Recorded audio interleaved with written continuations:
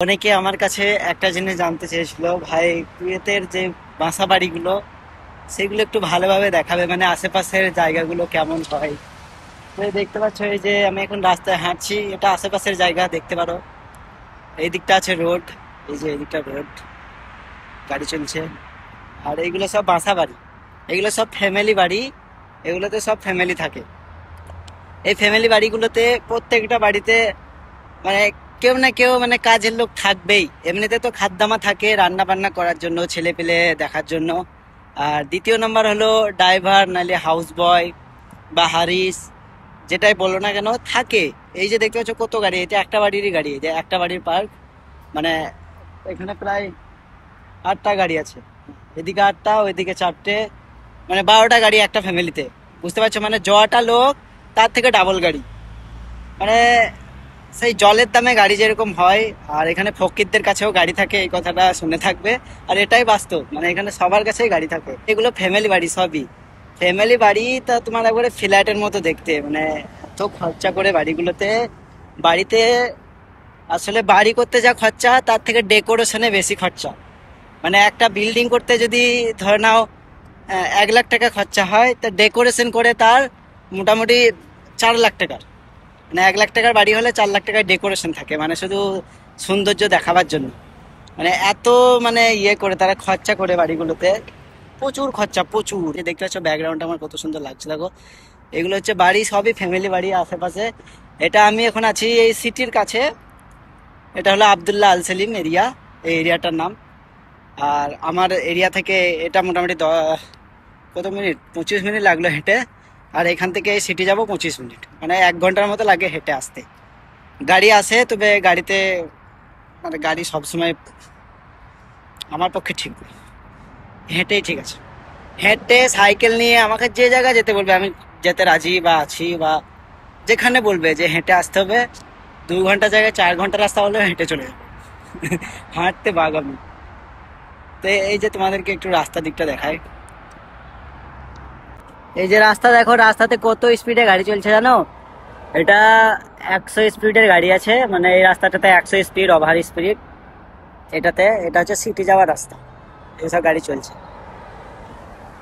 এই যে পেছনে যেটা দেখছো, এই বোর্ড লাগানো, বোর্ডের নিচে একটা করে ক্যামেরা লাগানো, এটা হলো স্পিরিট ক্যামেরা বলে।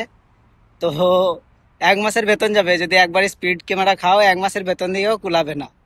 ছিট বেল, তারপরে যদি মোবাইল চালাও 75 দিনার, ছিট বেলে 150 দিনার, ওটাতে 75 দিনার মনে হয়, স্পিরিটে 150 দিনার।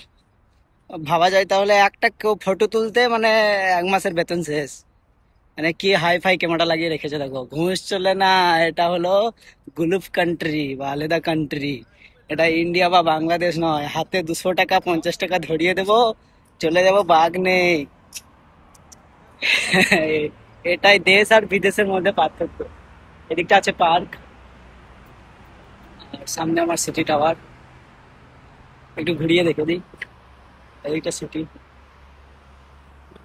আর এদিকটা মুরগাব। সেদিনকে সাইকেলে করে গিয়েছিলাম মুরগাবটা, মানে কাছাকাছি, খুব একটা দূর নয়। সাইকেলে করে সেদিনকে 40 মিনিট লেগেছিল, আর হেঁটে এই 1 ঘন্টার উপর লাগে এখানে। 40 মিনিটও লাগেনি, সাইকেলে মনে হয় 30 মিনিটের মতো লেগেছিল। মানে রাস্তায় জাম থাকে তো, সব জায়গায় যাওয়া যায় না, হেঁটে তো যেদিকে সেদিকে চলে যাওয়া যায়। সাইকেল হলেও মানে একটু মানে গড়বড় হয়, তবে রাস্তা ধরলে পরে ঠিকই যাওয়া যায়। তো এই হচ্ছে বিদেশ, দেশ আর বিদেশ। পেছন দিকের ভিউটা একটু দেখো, এটা সিটিতে আবার রোদে অতটা বোঝা যাচ্ছে না। এইটা পার্ক, আর এইটা মুরগাব। টেম্পারেচার 43 ডিগ্রি, এখন কমে গেল অনেকটাই। এখানে কুয়েতে হাইয়েস্ট টেম্পারেচার ছিল 56 ডিগ্রি, ঠিক আছে। মানে 56 ডিগ্রি, মানে বুঝতে পারছো কতটা গরম। রোদে তো কাজ করা যায় না, মানে কাজ তো এমনিতেই নিষেধ আছে সরকার তরফ থেকে। খুব ভালো ডিসিশন সরকারের।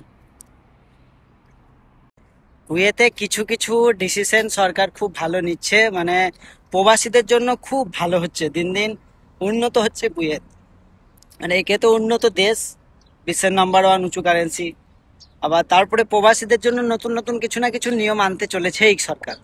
তো প্রবাসীরা খুব ভালো এখন, মানে আগের তুলনায় এখন অনেকটা, মানে যারা বৈধ তাদের ভালো, আর যারা অবৈধ তাদের কিন্তু খাটনি বা তাদের মানে মুসিবত, তাদেরকে মুসিবত ঝেলতে হচ্ছে।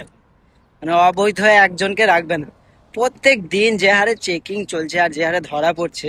তো যারা কুয়েতে উপস্থিত আছেন তারা একটু সাবধানে থাকবেন। এই ভিডিওর পুরোটাই আমি কোনো এডিটিং করিনি, একবারে বাস্তব জীবন তুলে ধরেছি, ব্যাকগ্রাউন্ডে সাউন্ড পর্যন্ত রেখে দিয়েছি, কারণ অনেকে আমার কাছে বাস্তব জীবন সম্বন্ধে জানতে চেয়েছে বিনা এডিটিং ছাড়া।